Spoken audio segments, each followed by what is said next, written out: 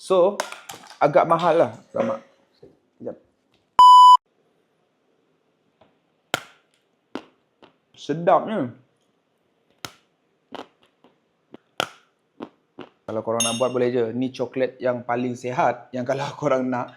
Kalau kita beli je coklat dekat supermarket tu okey je. Tapi saya tak prefer lah guys. Sebab dia ada emulsifier, ada stabilizer semua kan. Tu yang buat volume coklat tu banyak tau. Aku buat coklat ni guna 3 ramuan ni je. Cocoa butter. Yang ni mahal. Satu bekas ni je dah RM50. Sebab tu coklat ni nak buat selalu. Poket aku pun boleh koyak guys. Jadi cocoa butter ni saya cairkan. Kemudian masukkan cocoa powder. Biasanya setengah dari amount cocoa butter tu je. Gaulkan biar sebati. Lepas tu saya masukkan stevia. 1 sudu je cukup. Ni stevia tulen tau. Masa saya beli, saya tengok banyak stevia yang ada tambahan pemanis tiruan. Jadi saya hati-hati dekat situ. Gaulkan lagi, kemudian kita masukkan dalam acuan dan letak dalam peti air selama 1 jam macam tu. Jadi siaplah coklat premium kita ni.